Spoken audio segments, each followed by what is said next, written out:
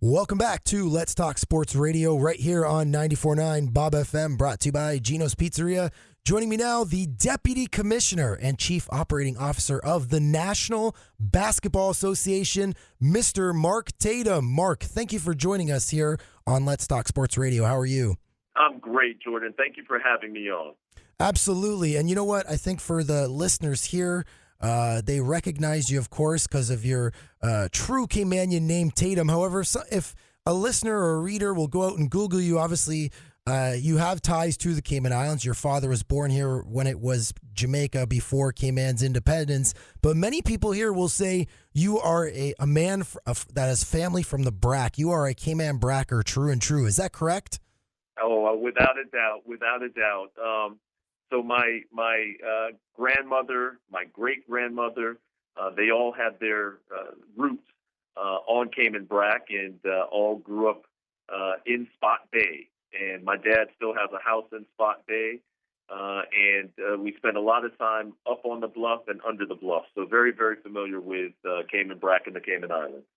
You know, we'll start, of course, your role as the Deputy Commissioner. You lead a lot of the growth of basketball around the world, and the Caribbean is one place. You know, even here in the Cayman Islands, you know, we've recently entering our third year with the NCAA preseason tournament, the Cayman Islands Classic. You know, over the past 10 years, basketball players around the world are being drafted. You know, out of the Caribbean. You just look at DeAndre Ayton, Buddy Hield.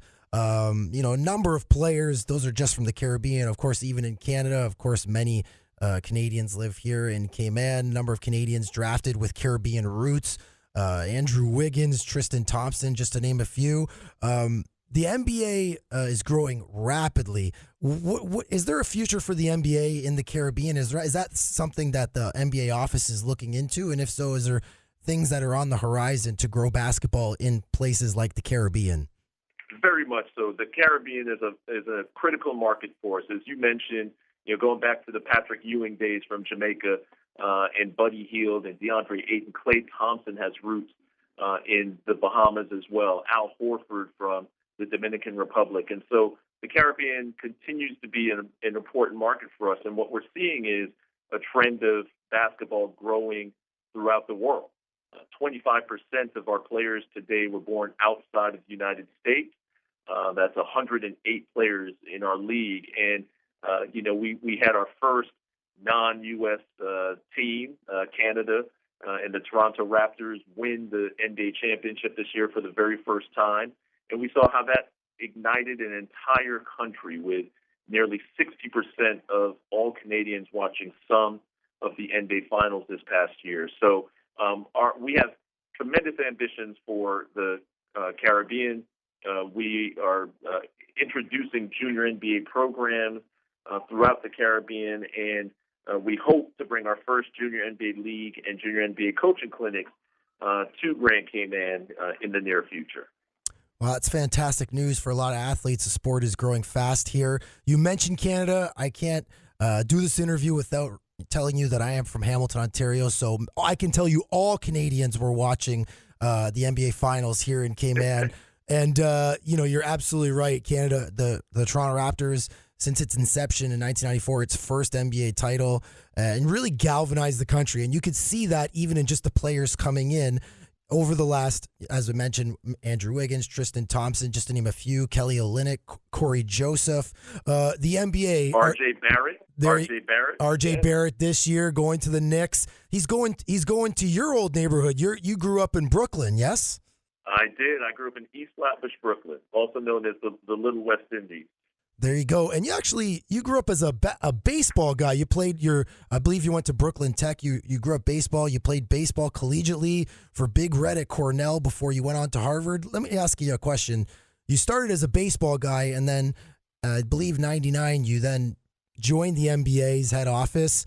How did you transition into becoming, I guess it's official to say you are a basketball guy now, but you started as a baseball guy. Did you have multiple interests growing up because I knew you played baseball, but where did your interest lie in basketball, and how did they shape as you grew professionally? Absolutely. When you grew up in Brooklyn in the time that I did in the 70s and 80s, you grew up a basketball fan. And We played lots of basketball on our block.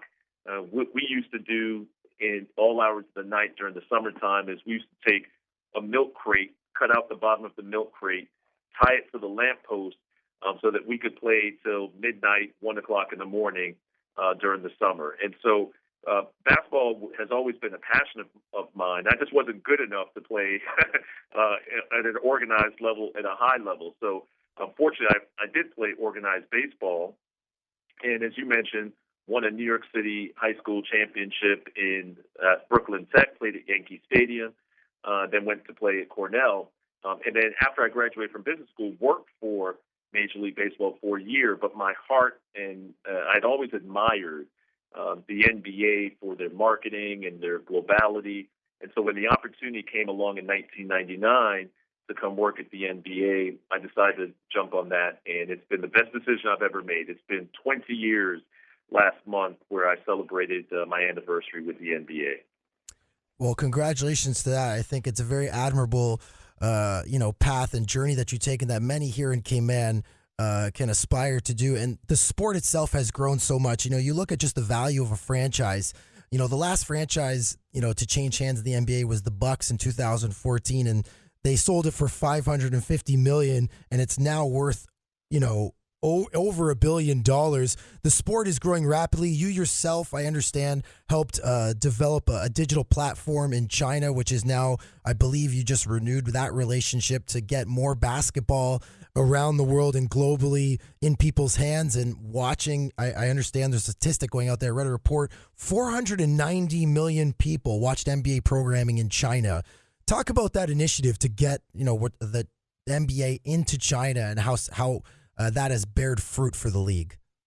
Yeah, so basketball is the number one sport in China.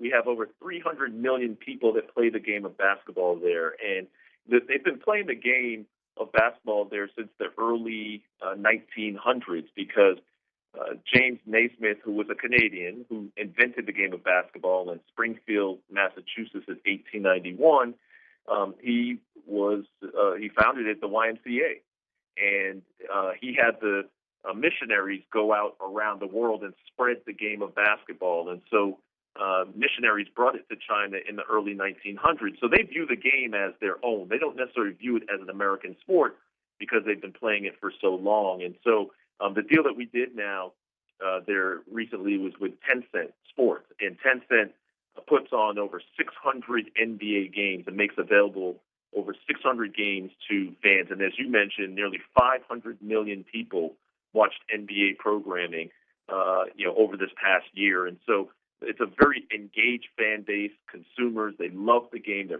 passionate about the game of basketball there. And we're so fortunate to have a great partner in Tencent, as well as CCTV as well. And with a relationship like that, I'm going to draw a parallel to Canada. Obviously, the birth of the Raptors in '94, and now you see more Canadians in the league more than ever. There's obviously only been a handful of course, Yao Ming is the country's, ambassador and, arguably took the sport to new levels. Is the idea to get it into these markets to help grow and, have more professional Chinese basketball players? What does the success look like to the league as it relates to a relationship like this?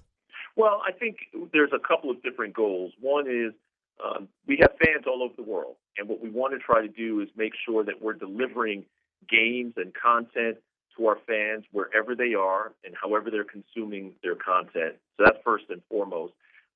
Things like merchandise as well. We want to make sure that merchandise is available to them so that they can support their teams and support the players. But then we also do have initiatives around the world to grow basketball as a sport and to identify more and more talent from different countries. And in the last 2 years, we've opened up 7 different NBA academies, which are elite training centers for the best players in a particular country or region. We have 3 in China, 1 in Australia, 1 in India, 1 in Senegal, and then 1 in Mexico City. And the goal there is to bring in the best players in a particular region, bring in the coaches who have NBA experience and college experience, who know how to develop elite basketball players and NBA players, and put them in an environment where they can actually reach their full potential. And so, the goal and the hope is that there will be more players that come out of China, that there will be more players that come out of India, Europe, Africa, and all over the world, given how global we are as a sport. You've had a hand in a lot of great projects for the NBA that have focused on development. Another great one that you have had a big role in is the development of the G League. This past season, there's been 28 G League teams, almost one, per team. Again, speaking to the Raptors, it really, if it's done properly, it really, really does see success. You look at the Raptors championship winning team, Fred VanVleet, Norm Powell. Now, you have, of course, Pascal Siakam, the NBA's most improved player, all developed in their G League team right down the QEW down the highway. Talk about, your success in developing the G League into what it is now, which, is essentially a farm system for teams to really cultivate talent and then bring into their roster and see success for players that essentially can't make the opening day roster, but still, want to own rights and develop players. Talk about the G League and how that's developed under your watch. Yeah, it's truly become the second best basketball league in the world. Half of NBA players have now spent time playing in the G League. As you mentioned, it allowed players like Fred VanVleet and Pascal Siakam to really grow their game and thrive and have the confidence necessary that they could come in and compete at the NBA. Danny Green as well. This year's NBA champions was a great example, and having those players play for the Raptors 905, being able to get playing time on the court as opposed to sitting at the end of the bench, and being able to come in and have an immediate impact on the court. It's critical to have G League teams like that. We're very close to, as you mentioned, having 1-for-1, so 30 G League teams. We expect that the final two teams will have G League teams soon, because it's proving to be such an incredible asset for teams to be able to develop young talent and help them reach their full potential. And of course, the sport here in North America, I say here, I mean Cayman, but the sport in North America, 3 years ago, the league re-signed or drew an extension with ESPN and TNT, $2.4 billion. You've been with the league 20 years. How I believe this is one of the richest television deals in history, but talk about how the sport has grown while you've been with the league. What has been the biggest change in basketball while you've been in your role? I think one of the biggest changes has been the globality of the sport. And again, having 25% of our players now coming from outside the U.S. and our MVP is a Greek player. Our Rookie of the Year, so that's Giannis Antetokounmpo from Greece, also by way of Nigeria. Our Rookie of the Year is a Slovenian player, Luka Doncic. Our Most Improved Player is from Cameroon, Pascal Siakam. And our Defensive Player of the Year is a French player, Rudy Gobert. So, the international influence, not just playing in our league, but winning the best awards in our league and having the biggest impact in our league has really been one of the biggest differences that I've seen over the course of 20 years. And one thing that has obviously changed a lot, more money coming into the league, bigger contracts for players. You look over the last 5 years and it looks like players and their teams are becoming more savvy, taking shorter term deals to team with players and, just different machinations of how teams are put together as the league, as it relates to entertainment. And does the league like the fact that players, switch teams, I guess, a little bit more frequently as a means to kind of getting to their goal of winning a championship? Of course, you have, Kevin Durant going to the Warriors and now going to the Nets. Especially this offseason, there was huge money signed. Even, Kawhi Leonard wins the MVP with the Raptors and then goes and signs with the Clippers. Does the league believe that is that good for basketball? Is that good for fans? Like, what is the stance of the league on, the changing of players and taking short-term contracts as opposed to even just 5 years ago where a lot of players were taking longer-term deals?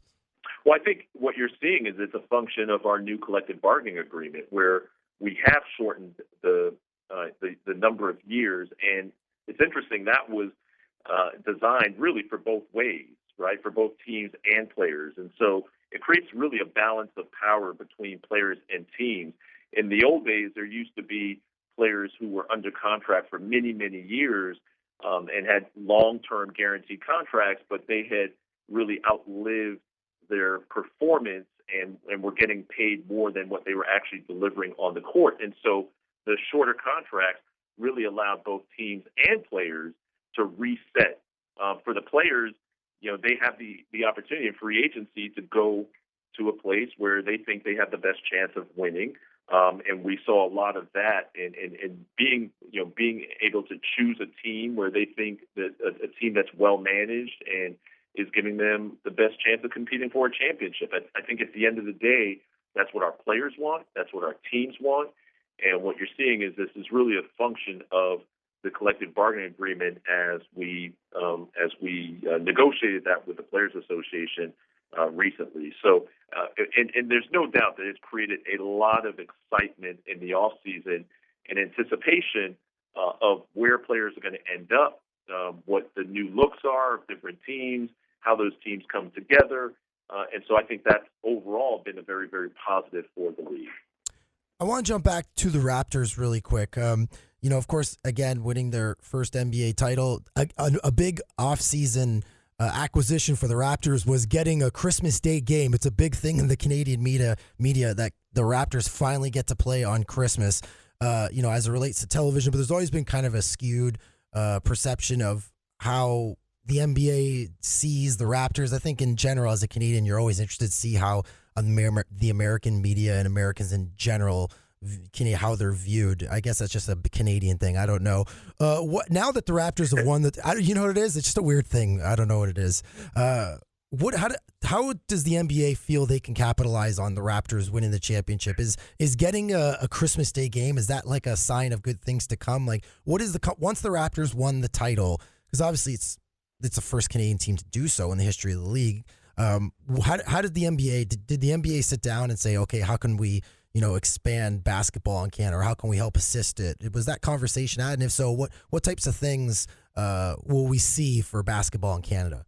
Yeah, no, they're the NBA champion, and you've got to have the NBA champion featured in your marquee matchup. So opening night, for example, during the ring ceremony, they're going to be featured, and Christmas Day, they're going to be featured, and they've got an incredible team and with an incredible story. You've got they featured 5 international players, and that team really did symbolize how global our league is. Their president of the Raptors is Masai Ujiri, who's from Nigeria.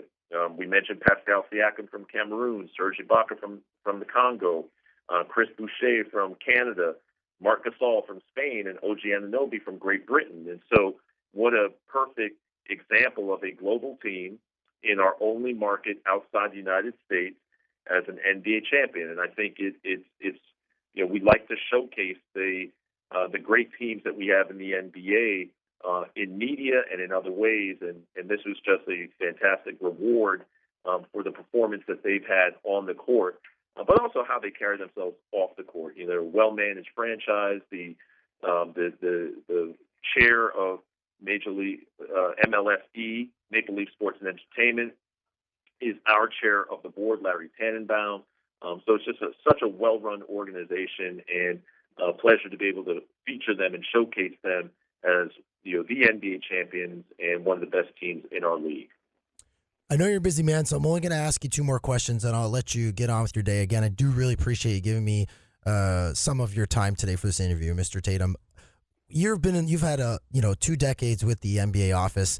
There are Caymanians that are listening to this and maybe aspire to work in sports administration, aspire to work in marketing and corporate partnerships. What do you attribute your success to in your longevity with the league, which you have essentially one of the most important positions in sports across the entire world? What do you attribute your success to?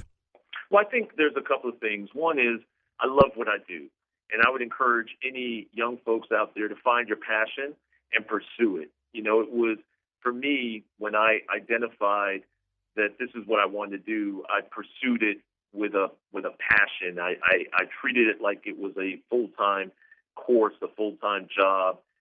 and went out and built networks and talked to people and pursued it relentlessly. So I would certainly encourage that. And then the second thing is working hard. Working hard, respecting people, being curious. I think those are all things that I would encourage anybody out there listening who wants to pursue, whether it's a career in sports or some other field. Work hard, be curious, ask questions, and get to know as many people as you can in that field, and then good things will happen. And last but not least, will there ever come a day that a NBA game, exhibition, or regular season be played in the Cayman Islands?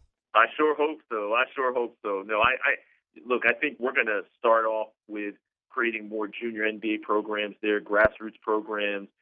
We recently just did a Basketball Without Borders camp in the Bahamas, and that's an elite camp for the elite kids in the Latin America region. I could see that coming to the Cayman Islands. And then eventually, I would love to see a game of some sort come to the Cayman Islands. So hopefully, in my tenure, that certainly will happen. And if that does happen, there will be a front row reserved for all people with the last name Tatum. I'm sure of it. That's for sure. If we can fit them all courtside. They will fly in from the BRAC if they're not already on Grand Cayman. Deputy Commissioner and Chief Operating Officer of the NBA, Mr. Mark Tatum, thank you so much. I really appreciate you giving us some of your time today on Let's Talk Sports Radio. Thank you, Mr. Tatum. Thank you, Jordan. I appreciate it. All right, more Let's Talk Sports Radio right here on 94.9 Bob FM. Stick around.